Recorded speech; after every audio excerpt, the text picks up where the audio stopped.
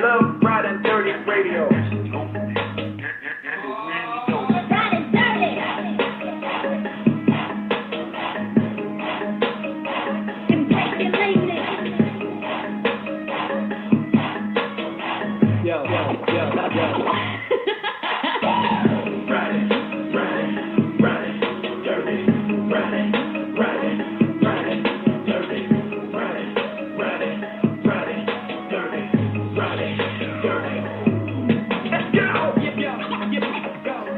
Vic XL.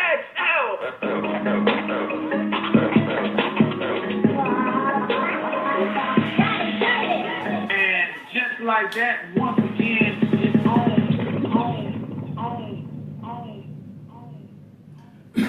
And just like that, once again, it's on. What's up, world? It's your boy Vic XL, and this is the Ridin Durty Show. We come to you and bring you what's next in hip hop, R&B, authors. You know, it's just what's next in the world. If it's on the cutting edge of the world and the culture, we bring it to you first. And tonight I have a very, very exciting author I'm glad to bring to you guys. But before we bring the author, I'd like to let you guys know that this and every episode of the Ridin Durty Show is brought to you by the good people over at Dr. Juice Cleanse. That's right, Dr. Juice Cleanse is an all-natural cleanser that promises to do the body great things. And when I say great things, I mean like helps slow down the aging process, helps provide stress relief, helps remove mucus and toxins from your body, and very, very importantly, Dr. Juice Cleanse can help you lose up to 25 pounds in just 10 days. That's right, Dr. Juice Cleanse can help you lose up to 25 pounds in just 10 days. Now you tell me, who don't want to lose a little weight? Who don't want to clean out their body? Who don't want to feel good? Well, if you do, don't take my word for it. Mosey on over to drjuicecleanse.com. That's drjuicecleanse.com. Everything is spelled professionally and correctly, no ebonics, and find out what this product can do for you, and let them know the good people at the Ridin Durty Show sent you. All right, what's up to all my people, my Facebook Live feed? What up, my man Double A? My man Mark, Matt, and everybody on the check-in really, really early. Man, I definitely appreciate y'all checking in. We're in the middle of a great game. Those Raiders and those Redskins are definitely putting on. But you know what? I had to take a break to bring y'all this exciting show. Now, birthdays. And we don't have a lot of birthdays today. I only have 2 birthdays to report to you guys. First of all, I want to say happy birthday to Florida rapper Rob Banks. He's signed to Asylum. And he had an album out last year, and he turns 23 today. And also, I'd like to say happy birthday to female West Coast rapper Creation. And if y'all might remember Creation, she was before Iggy Azalea. She was the first Caucasian female to burst on the hip-hop scene. So happy birthday to her. She turns 28 today. All right? Now, little news I want to give y'all. You know, I try to stay away from some of the political topics. I try not to, you know, enough people talk bad enough about the president. There's not a lot I can add. But the president this weekend done something that disturbed me a little bit. And I'm just going to briefly share my opinion on it. And if I got time at the end of the show, I might re-elaborate. But the president, in addressing some people in Alabama this weekend, made some statements referring to Colin Kaepernick and the players who choose to kneel during the national anthem. He referred to them as sons of bitches. Sons of bitches. Our good president, our leader of our country, referred to the players who choose to not stand during the national anthem as sons of bitches. Now, I'm not sure if our president is aware of why people are not standing for the national anthem. But the funny thing, it has nothing to do with patriotism. It has nothing to do with being disloyal to the country, unpatriotic, or anything like that. Colin Kaepernick first started taking the knee because he was referring to the injustice and the harm inflicted on the minority culture, African Americans, Hispanics, by the police. And he said he would just continue to take a knee until he sees justice. Now, with that being said, I'm confused how this man has become a sons of a bitch, unpatriotic, not to mention he's been blackballed and he's no longer in the NFL. But we're not even going to get onto that. I'm just confused at how our president is so upset. But he's never referred to any of the officers who've killed unarmed Hispanics, unarmed African Americans, and unarmed Caucasians for that matter, as sons of bitches. So, you're a sons of bitch if you don't stand during the national anthem, but you're patriotic if you kill unarmed people. That's just my question, to the president or those who feel the way they feel about Colin Kaepernick. And I'm not going to dwell on it, like I said. I'm going to bring our lovely guests on, and I might talk about it a little bit later on in the show. Like I said, I'm just a little bit confused. Like, this man has been deprived. He has been deprived. He can't even feed his family by profession because he took a stance about something he believes in. Now, this country with freedom of speech, freedom of choice, the elbows and brows of hard work. You know what? I'm not even going to get into it. I'm going to bring on our guest. And see if she want to talk a little bit about it. But she has an incredible book, and we're going to talk to her. So, ladies and gentlemen, boys and girls, everybody checking out the show. Y'all, please excuse my voice tonight. Welcome to the Ridin Durty Show, Miss K.T Conte. How are you doing this evening? I am great. How are you? I am doing well, other than I'm trying to shake off this cold. I'm sitting here sipping on me a little something brown, and hopefully it'll restore my voice. No. Oh, I hope so. I definitely do. All right, now I'm from the South, and I have an accent, and I tend to tear words up. So, did I pronounce your last name correct? Is it Conte? Yes, it is. You did it actually right. Okay, so Miss K.T. Conte, let me ask, as I ask everyone who appears on this platform here, where are you from, and what made you get into being an author or want to become an author? Well, I'm originally from Massachusetts. I live in New York City, and I wanted to become a writer. I think really ever since I was in high school. I used to do short little poems, as an angsty teenager. I think we all used to do that. And as I got older, I started, experimenting with writing plays. I wrote my first full-length play my senior in high school, but I always knew I was on that lawyer track, and so I kind of left it alone once I got to college. But as studying for the bar came about, and I was hella stressed, and I was like, I can't really deal with this, writing became an escape for me.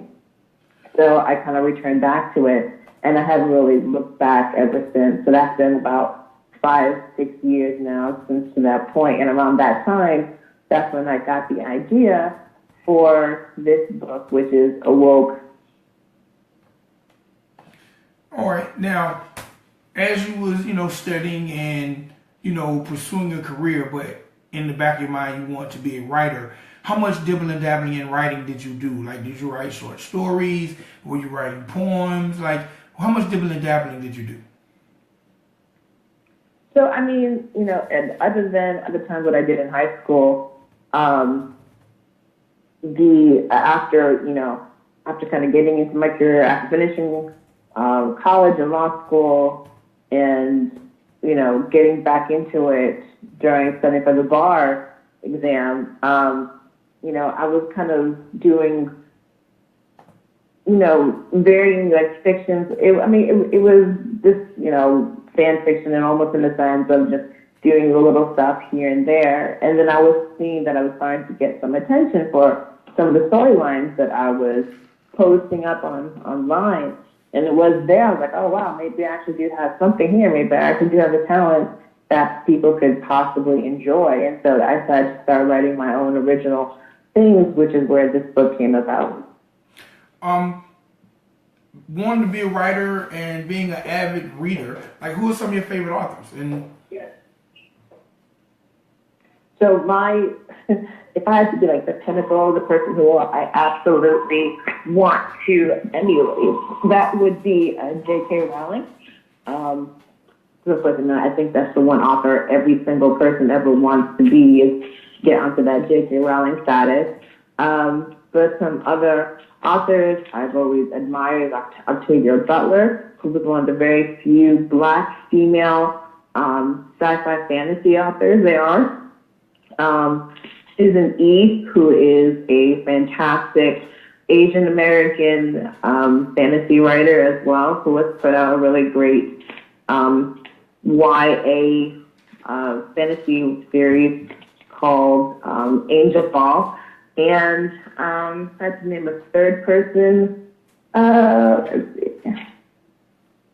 would say Marissa Meyer, who is also a really great author as well, too. So, I mean, there's some fantastic writers out there.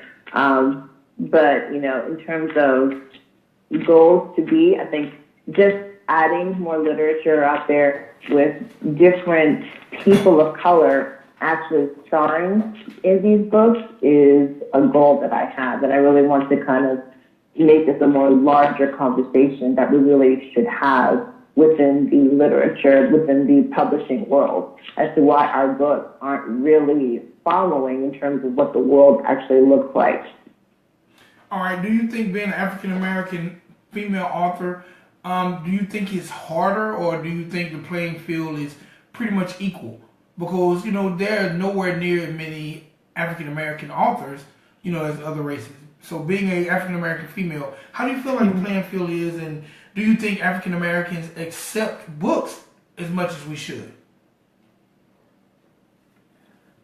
Oh, boy. So, that kind of goes to two major issues. There is the issue of whether there is enough readership within African American community, which I think is a larger issue, and I think that goes to education, that we as a community should be instilling in our kids a desire to read more, desire to look to authors as even like a viable choice, like a life choice, you could become a writer and actually have a fulfilling life doing that.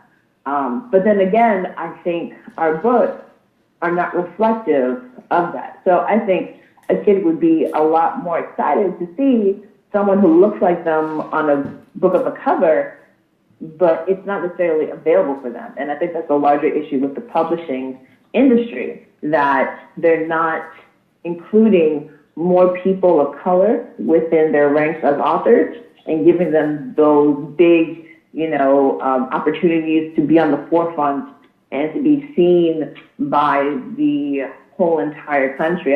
Sure, there might be pockets here and there, and some authors have been maybe even forced to go towards small press, which is not a bad thing, but they're never on that national level, which is something that I would love to change.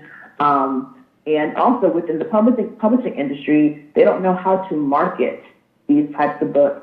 So even let's say they are able to sign someone who is of, let's say, African-American descent, they don't know how to deal with it. And so it doesn't get to the right people, and it can be buried sometimes. So I think there's issues on both ends I think we all need to address together.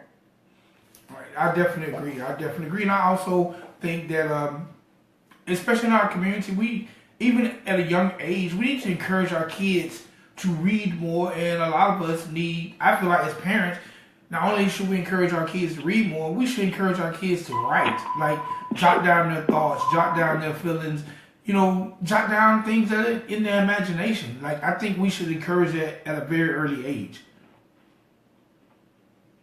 Absolutely, absolutely. I think that's something that as educators really need to look to our educators and our parents themselves. And I think that's a larger issue that we have to, discuss and say, how can I help my kid, get more involved? How can I help my kid understand that reading isn't dumb, or reading isn't for nerds, or reading isn't for something that that's not really for me, but making something exciting, which it really absolutely can be. So I don't know. All right, now also, I really don't know, but I think it's something that we have to really definitely address. Yeah, I agree. Also, I want to jump off the book for a second, because you're an attorney. Sure. You're an attorney, correct? I am. What type of attorney are you? I am actually, it's kind of funny you say that. I have a background in intellectual property, which is copyright, trademarks, and patents, and I also work in healthcare as well, too. Okay, so how do you go from being an attorney by day, which is a very profitable and great career, how do you go from being an attorney by day and being an author by night? Like, how do you do that? Because most people that are attorneys are just happy being attorneys. So it's an interesting thing. I just have really two jobs, and I have to schedule everything. It's not something that I can just do off of the cuff. I really have to schedule everything perfectly. Schedules also fail when things, come out of the blue, but it's just juggling. And my husband's really good about just being really patient with me, because he understands that, these are passions that I have, and he's been really supportive with that.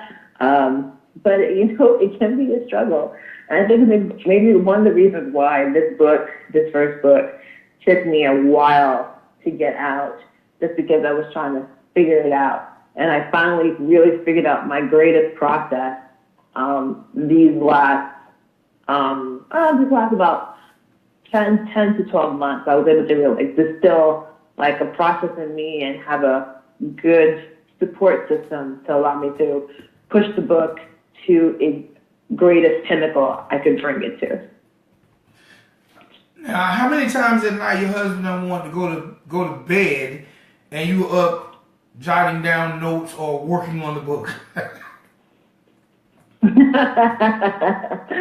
I don't know how many times, but you definitely would have to ask him that. You'd have to ask him. But there definitely been times when he had other plans and I had other plans, and so communication is key, y'all. Marriage only works when you communicate.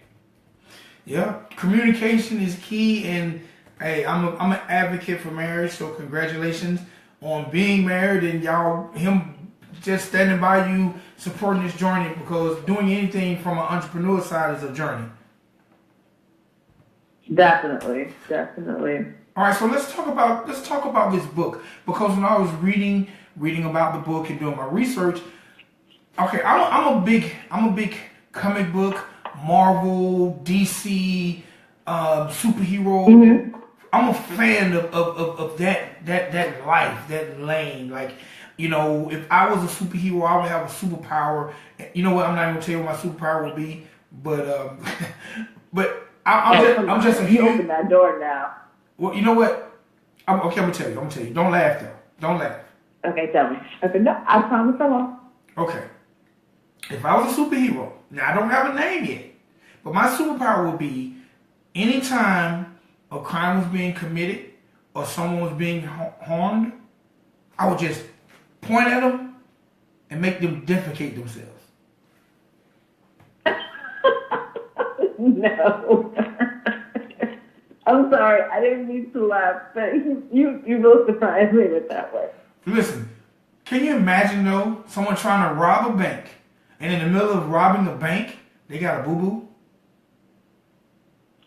But here's the thing, what would be the best way to fight that is making sure you're always wearing an adult diaper. No, because they don't know I'm coming, so they know they're going to have to defecate. All they gotta do is just parents, just in case.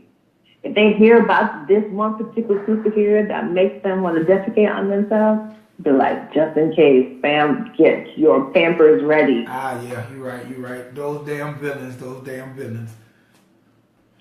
So let's talk. Oh, that's a good one. Let's talk about Awoke. This is your first creation, correct? Yes, it is. Tell us a little bit about it and what made you go this route with it. So this book, as he said, it's entitled Awoke. It is a trilogy. It's the first of three in a paranormal fantasy. It follows this girl whose name is Kaya.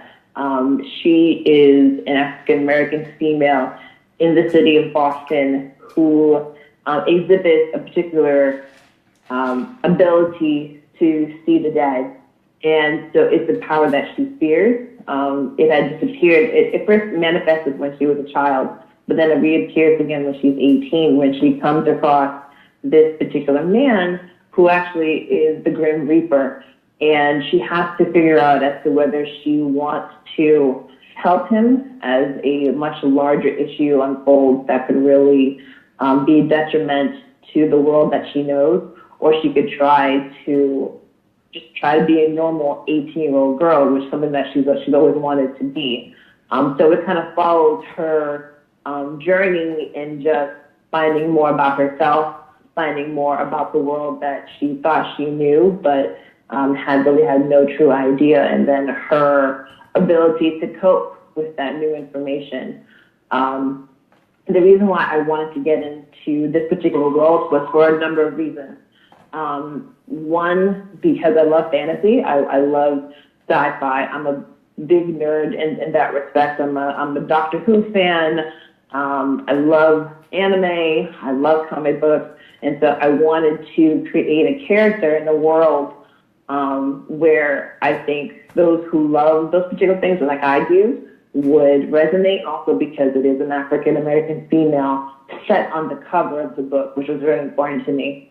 And I love it just because, in this particular book, I made sure that a number of things that I would enjoy as a reader was incorporated into it, such as action, adventure, some romance in there, tragedy, like everything that I think would make like a really good movie. Also, I think I incorporated into this book.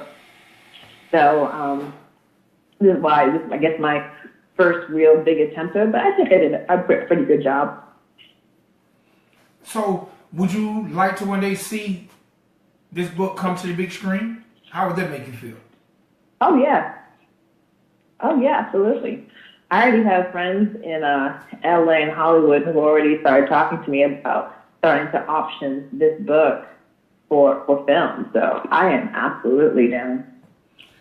All right. Now, in the book, what is your hero's biggest challenge, other than maybe wanting to be a normal 18-year-old? Her biggest challenge really is herself. It's one thing to know who you are, at least some idea of who you are, but then when certain situations confront you, learning how you cope with those particular things. And I think that's something that we learn as we get older, especially when we're first, entering into the world as very young adults. How do we deal with the new information? Like, for instance, if I had been 18 and I was coming into the world into Trump's world as president, there's a lot of new information I think that my parents might have sheltered me from. And now that I have it in front of me, now that, those blinders are off, how would I have dealt with that? How could I have seen myself in this world? And where would I place myself in this world? Was it something that I would have become an activist for? Or is it something that I would have sat back and just, allow things to happen? And I mean, I use metaphor, you know, to kind of give an understanding as to what the issues are, but it's kind of just like the same thing. You know, I look at our kids now and look at what they're going through, and I'm not saying as if I'm like hella old, you know, I'm 32 years old, but you know, I understand the difference in terms of when I was 18 now to when people growing up as 18. I mean, I was 18 then, you know, kids growing up now. So it's definitely a coming of age story. Okay. Why the title Awoke and why the Want series? Are there other other books coming after this in this series? Yes. So Awoke, I entitled, the series is called the Want series because the main enemy, I guess, really are called the Want. And I don't want to go too much into it without giving too much away. But that's why the series is called that.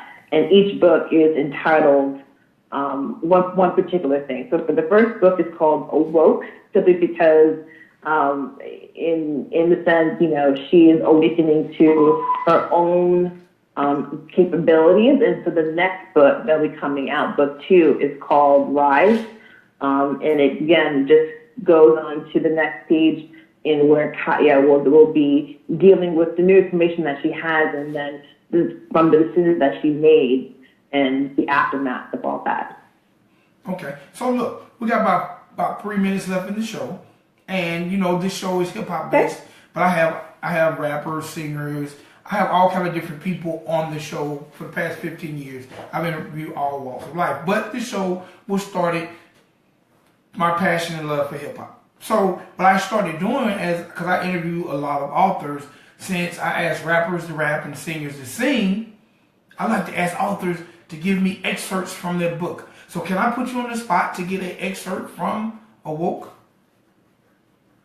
Sure. You know what? I could probably, you know, I was actually reading through something today and I could probably do this one particular tweet in a little bit of a flow. So let me see here. It's not going to rhyme, don't get me wrong, but I could definitely do a little something. So here we go. Hey, KT. All right.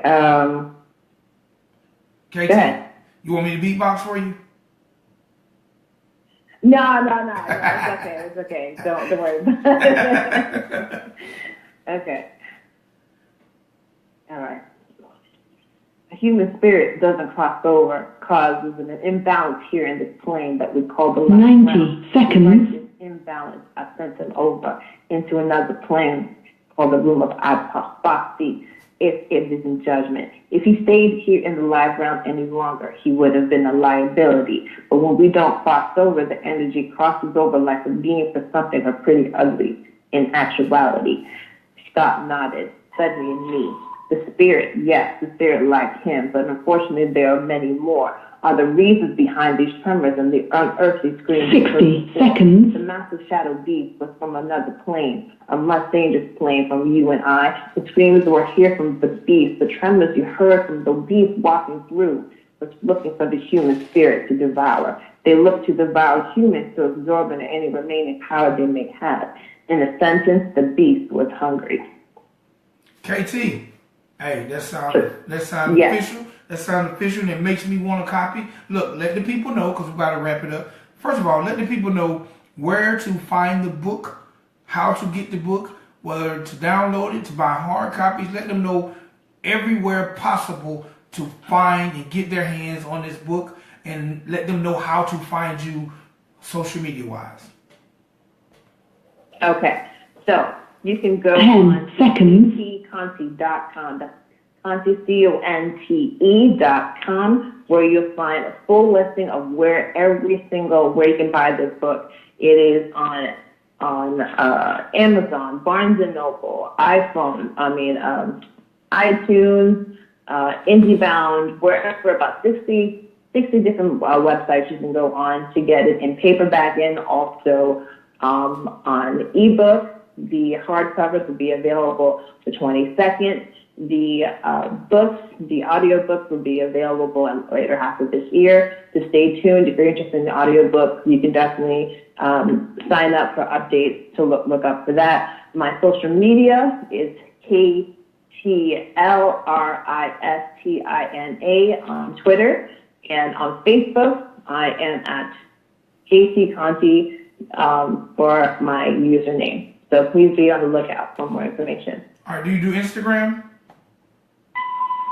Oh, yes. Instagram is KTLRISTINA, the same as Twitter. Okay. All right. Well, Miss KT, continue and much success to you. I can't wait to read the book. And number one, thank you for being an awesome guest. Thank you for juggling two great careers that I think people, especially African-American females, should pursue, being authors or being attorneys. So thank you for being super and much success to you. Thank you very much. You have a wonderful night. You too. Ladies and gentlemen, boys and girls, that was Miss K.T Conte. Y'all definitely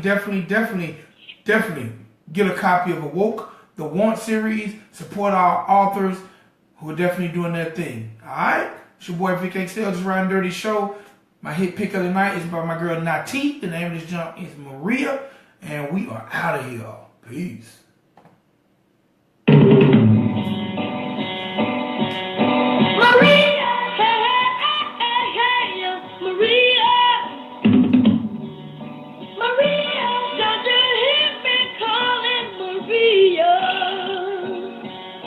Maria, girl, you know you are the only one.